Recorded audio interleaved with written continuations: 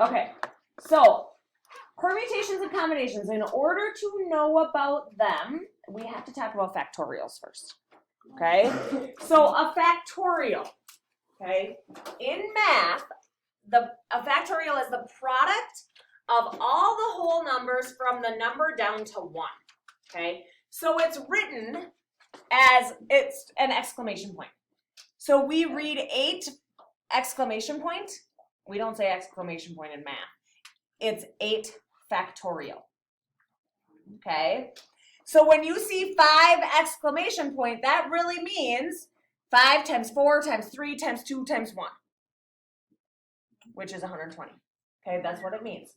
So if we see 8 factorial, what does that mean? Colton. 8 times 7 times 6 times 5 times 4 times 3 times 1. So grab your calculator and do the math. 8 times 7 times 6 times 5 times 4 times 3 times 2 times 1. Reckon, what'd you get? 40,320. 40,320. Okay. So far, so good? Now, before you go calculating everything on the next one, because I know what some of you will do, on the next one, you'll literally do 7 times 6 times 5 times 4 times 3 times 2 times 1, and then 4 times 3 times 2 times 1, and get those answers and divide. Don't do that, okay? Because watch what happens when we write it out. If I write it out, it's 7 times 6 times 5 times 4 times 3 times 2 times 1, divided by 4 times 3 times 2 times 1. I'm going to give you a second to write that down. Everybody write that down.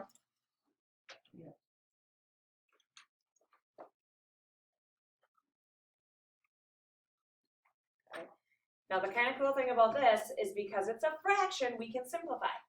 And there's some things that I can simplify from the top of the fraction and the bottom of the fraction. Right? A 4 and a 4, well, they just cancel each other out. A 3 and a 3 can cancel.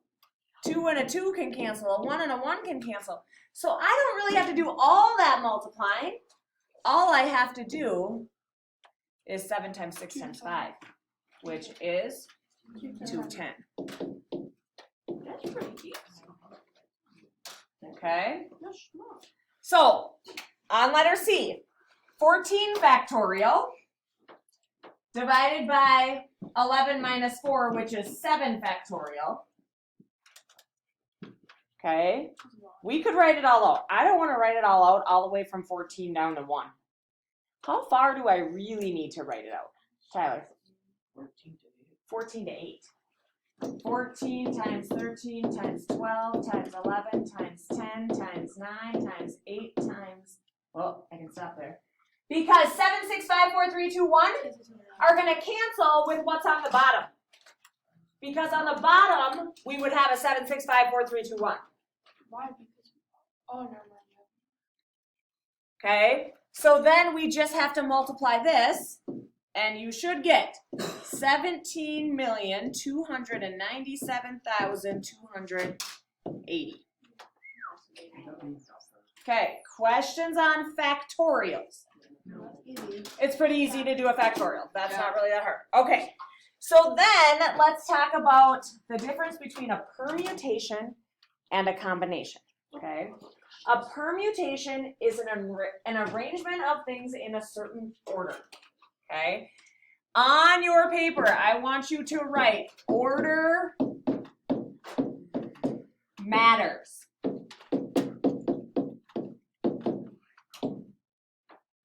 Okay, now sometimes when you arrange things, the order matters. So if no letter can be used more than once, there are 6 permutations of the first 3 letters of the alphabet. Right? We can have ABC, ACB, BAC, BCA, CAB, and CBA. Okay? Those are called permutations because the order matters. You have 3 choices for the first letter, 2 choices for the second letter, or, sorry, that should say a 3. That should be a 3, my bad. And 3 choices, no, it shouldn't. It should be a 2. This should be a 1. Oh, And one choice for the third letter, right? Because once you use A, B, or C in the first letter, you can't use it again in the second letter. Okay, and then the third letter, you'd only have one choice left, so it would be 3 times 2 times 1, or 3 factorial, which is 6. Okay? Now, the difference between a permutation and a combination, well, we'll come back to this in a second. A combination means the order, flip the page, we'll come back to that other one in a second. The order doesn't matter. So with permutations, order matters. With a combination, order doesn't matter. So it's a selection of things in any order, okay? If no letter can be used more than once, there's only one combination of the first 3 letters of the alphabet. These are all considered to be the same combination of A, B, and C because the order doesn't matter. Okay, if the order matters, we had 6 different permutations. If the order doesn't matter, and these are all technically the same, then it's a combination. Okay, so the difference might be if I am looking at this class, okay, and I want to choose president, vice president, and secretary. That matters, the order matters, because whoever I pick for first is president. Whoever I pick second is vice president. Whoever I pick third is secretary, okay? So that would be a permutation. However, if I'm looking at this class and I just say, I need 3 people to be on a committee, does it matter what order I pick you in? No. No, so that's a combination, okay? Now, if we flip back to the last slide. When we do this, there's a notation that we use for permutation and combination. Okay, so permutation, the number of permutations of n things taken r at a time looks like this. N is how many possible items there are, and r is how many we're taking. Okay, now you'll get to use your notes. I don't expect you guys to memorize this at all. Okay, I don't memorize it. I have to look back at my notes all the time. Okay, this is how we calculate a permutation. So, for example, there are 5 people in a race. Find the number of ways the 5 people can finish first, second, and third. Okay, so if we're talking about a permutation, how many people do we have to choose from? 5. So we're going to say 5P. How many are we choosing? 3. First, second, and third place. Okay. Now, the formula, this is 5P3. The formula looks like this. N factorial. Which of these numbers is the N? The 5 or the 3? The 5. So we're going to say 5 factorial divided by, in parentheses, 5 minus 3 factorial. Okay, so it's 5 times 4 times 3 times 2 times 1 divided by 2 times 1. These cancel, so you really just have 5 times 4 times 3, Which is 60. which is 60 ways that between those 5 people, we could pick a first, second, and a third place. Okay, does that kind of make sense? Okay, let's go to lunch. So, permutation, order matters. So, as in this example, right, we have first, second, third place. It matters who takes first, second, or third. Okay, so flip the page in your notes and let's go back to combinations. Combination is when order doesn't matter.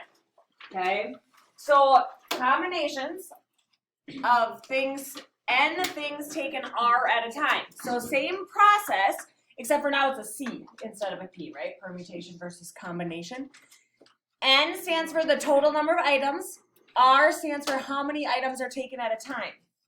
Okay, the formula looks a little bit different because we have to take out all the possible arrangements. right? So A, B, C is different, would technically in this case be the same as B, A, C, okay?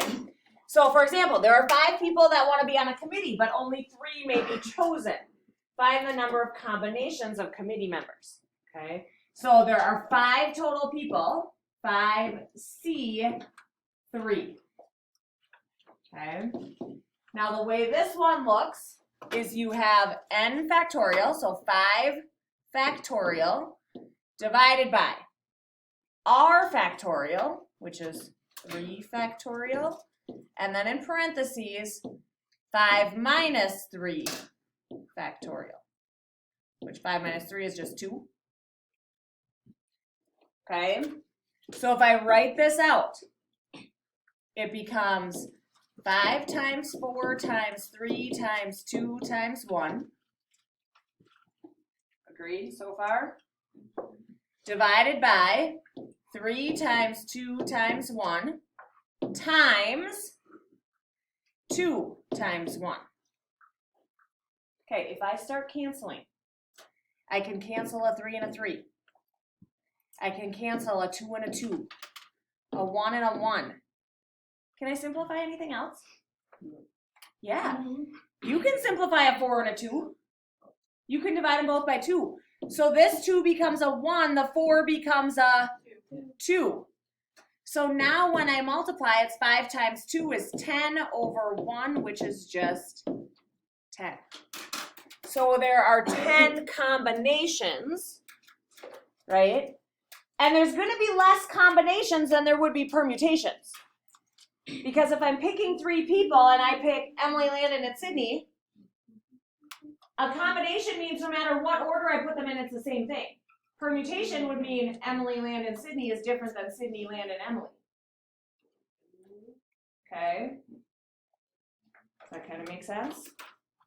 Okay, so what we're going to do next, because I think we need just a little bit of practice with this before we try to work on homework. Okay? You need this paper.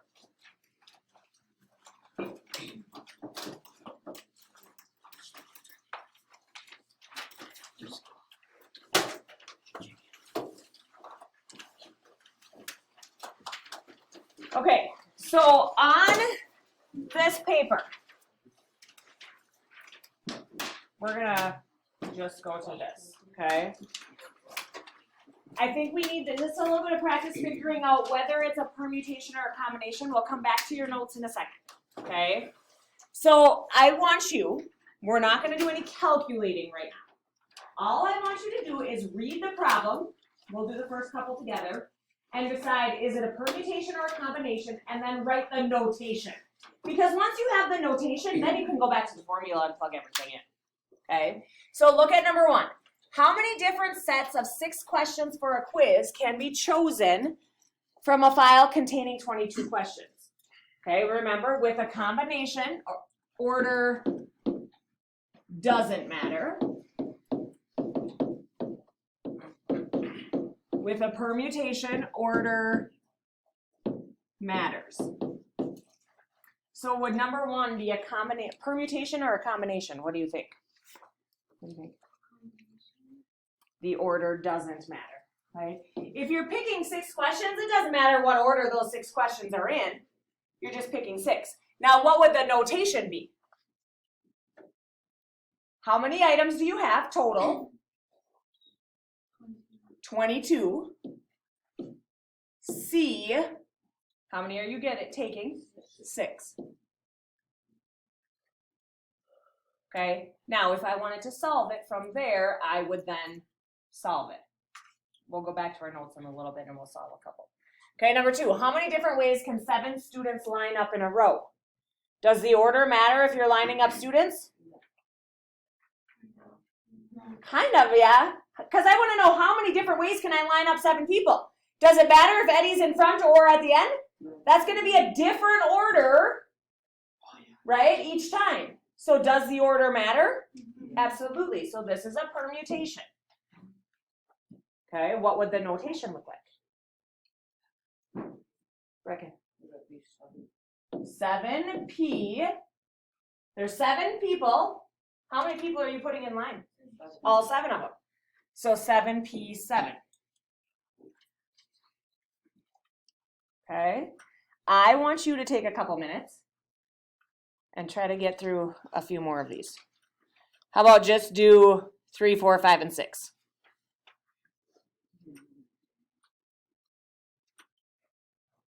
See what you take a guess. Even if you get it wrong, we can fix it.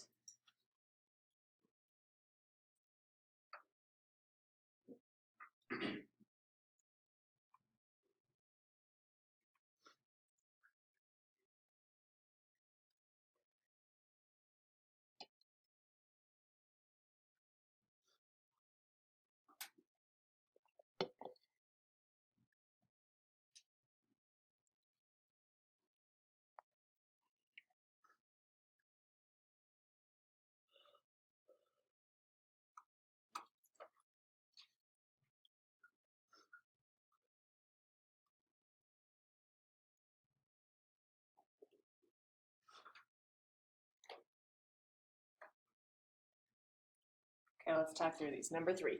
How many ways can 4 of 5 textbooks be arranged on a shelf? Permutation or combination? What do you think, Ellie? Permutation. Because the order would matter. Putting your math book, English book, science, and then social is different than social, science, math, English. Okay? And so the notation would look like what? Reckon? 5P4. 5P4. Okay. How many ways can you choose 2 jelly beans from a bag of 15? What do you think that is? Permutation or combination? Reckon? Combination. Combination, yeah.